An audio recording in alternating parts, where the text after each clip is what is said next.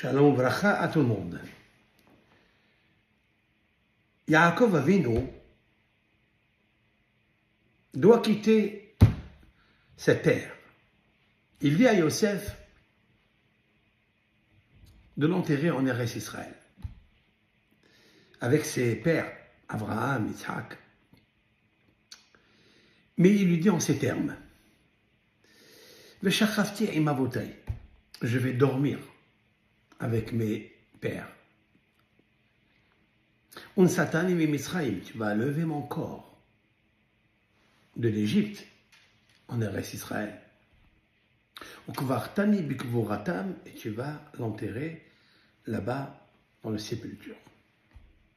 Il y a une grosse question que Rabbi Yosef Karo, le codificateur du Shulchan Aruch, dans son livre fabuleux, Magid Mesharim, c'est lorsque l'ange se révèle à lui dans le sommeil, il lui raconte des secrets de la Torah, Hidushim Niflaim. Il demande la question, l'ordre n'est pas exact. Je vais dormir avec mes pères.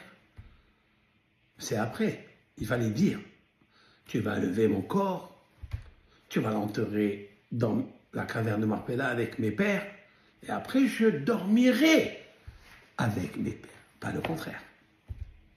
Et le Rav dit, en vérité, Yaakov, il dit à Yosef, écoute-moi, mon fils, que j'aime tellement. Je n'ai pas besoin de toi pour mon âme. Mon âme, elle est attachée avec la caverne de Marpella, avec mes pères Abraham et Isaac. Et donc, dès lors qu'elle prend congé du corps, elle est déjà en train de dormir là-bas. C'est fabuleux ce secret qui est immense. Il nous révèle, Olam Haba, il nous révèle que l'âme, elle est en fait reliée avec un monde invisible, un monde extraordinaire de douceur. Elle va être là-bas déjà. Il restera le corps qui n'est qu'un décor qui va devenir poussière. Et donc, je te demande de prendre ce corps, de le lever et d'y aller jusqu'à la caverne de Marpella et l'enterrer, parce que ça, je ne pourrais pas le faire moi.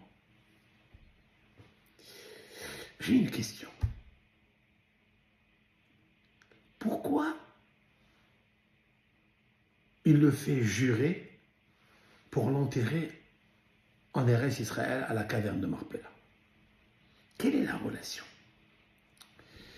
En effet, nos sages disent que Yaakov insiste à ne pas être enterré en Égypte, pour plusieurs raisons. La première raison, c'est d'abord, les Égyptiens l'ont vu comme un dieu.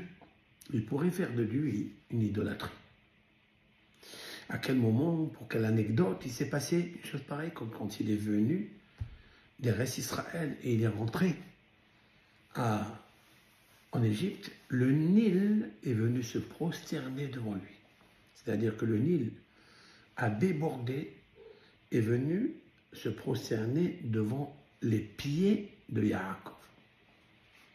Le pharaon a vu ça. Les sages égyptiens ont vu ça. Ils ont dit, c'est pas un homme ça. C'est un saint homme. C'est un ange. C'est un tzaddik. C'est pourquoi le pharaon, il lui demande beaucoup de questions. Il lui demande, mais qui tu es? Qu'est-ce que tu as fait dans ta vie? Bénis-moi. Il a eu peur, Yaakov, que du fait que quand il est venu, la famine s'est arrêtée. Le Nil s'est prosterné. Le pharaon a été très honoré de recevoir le père de Yosef, le père des Shvatim. Il s'est dit, l'Égypte, elle a un caractère très, très, très, très attaché à tout ce qui est matériel, tout ce qui est sexualité, débauche. J'ai peur que par leur fragilité de la conscience et de leur âme, ils vont faire de moi une idole, ce qui est interdit d'après la Torah. Parce qu'il y a un seul unique Dieu. Et nous ne sommes que des petits intermédiaires. Il a eu peur. Ça, c'est la première raison. La deuxième raison, dit le Midrash Rabbah, il a eu peur que s'il était enterré en Égypte, les enfants et les petits-enfants resteraient tout le temps en Égypte. Et ils vont penser que c'est une terre qui est sainte. Qu'est-ce qu'a dit Yaakov Avinu? Tu m'enlèves ici parce que l'Égypte n'est pas une terre sainte. Donc c'est en Eretz Israël qu'il veut être enterré. La troisième raison qui est magnifique, que je voudrais dire, puisque l'Éternel, il lui a dit lorsqu'il a rêvé l'échelle, il a rêvé dans Eretz Israël, Har Moriah, il a rêvé qu'en fait, cet endroit, il était extraordinaire. Et Dieu lui dit, la terre sur laquelle tu dors, Ares Asher Ata Shochev Aler, la terre que tu es en train, là où tu es en train de dormir, Lecha et Tenena Ulzaraer, je vais la donner à toi et à tes descendants. C'est la terre d'Eretz Israël, là où est le temple. Dieu, il lui promet ça. Donc, Yaakov, il se précipite, il dit à son fils, mon fils, immédiatement que je quitte ce monde, mon âme, elle va être déjà là-bas, Shochev, Veshachavti imavotai. Attention de me laisser ici, parce que si tu me laisses ici, ma descendance, elle sera éternellement en Égypte. Et je ne recevrai pas le cadeau que Dieu m'a donné. La terre d'Eretz Israël, ni pour moi, ni pour mes descendants. Dieu lui dit, la terre où tu dors, je te la donnerai à toi et à tes descendants. Alors c'est la raison pour laquelle Yaakov il dit, Veshachavti imavotai. Je veux dormir là-bas parce que toute la descendance jusqu'à la rédemption finale, elle dépend de moi seulement si je dors là-bas. C'est très beau. Et pourquoi il doit dormir là-bas? Parce que nos sages ont dit que Yaakov et Yitzhak et Abraham ont étudié dans la caverne de Marpella pendant 15 années le nom de Yudke, c'est-à-dire le nom de Bina et Chorma. Ils ont étudié la Torah qui s'appelle Bina, intelligence. Torah, elle s'appelle aussi Chorma. Comme c'est marqué dans les proverbes du roi Salomon, Ani Chorma, Li Bina, Ani Givura. Je suis sagesse, je suis discernement, je suis la puissance. C'est la Torah qui parle. Givura, ça veut dire la rigueur, ça veut dire le mishpat.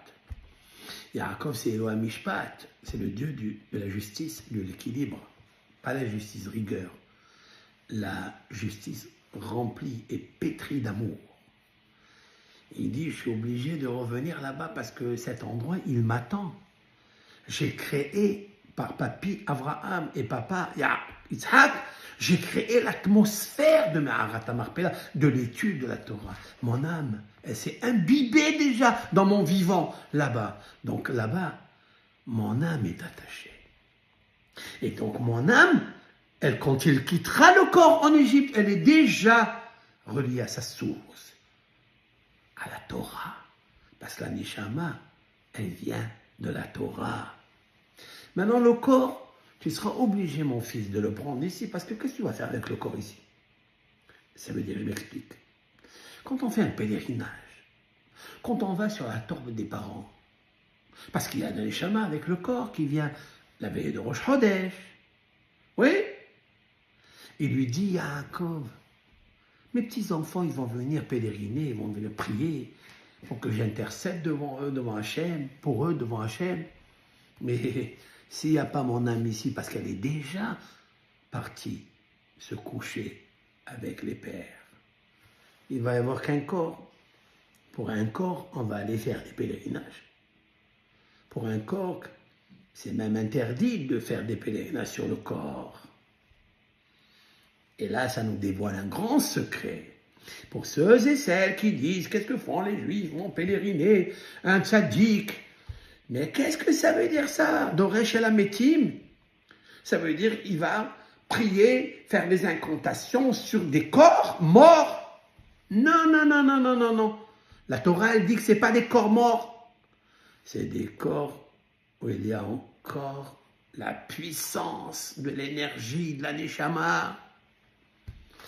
Alors, Yaakov, il dit à Yosef, écoute mon fils, ne fais pas ça parce que ça sera un corps seul, sans âme. Tu as intérêt à prendre mon corps et l'amener là-bas. Pourquoi? Parce que mon corps et mon âme sont associés pour la résurrection des morts. Le corps, il travaille, il met les téphilines, il fait son Shabbat, il souffre pour accomplir les statuts, les commandements de Dieu. Bon, l'âme, elle reçoit son mérite, elle reçoit le jardin d'Éden. Elle est proche de Dieu, elle profite de toutes les douceurs spirituelles. Mais le corps, qui est resté enseveli, qui s'est décomposé, quelle est la récompense? La récompense est qu'il va s'associer avec l'âme qui était attachée à lui. Il ne faut pas les diviser, sinon il ne va pas ressusciter pour recevoir sa récompense. Pour qu'il ressuscite, il faut une rosée spéciale du ciel. Et le corps ne comprend jamais cette rosée. La rosée, c'est l'âme qui la comprend. Donc si elle est là, elle est attachée, elle est associée au corps, alors elle fera en sorte qu'ils vont jouir à la résurrection des morts. Voilà ce que je voulais vous dire. Bracha v'atzlacha.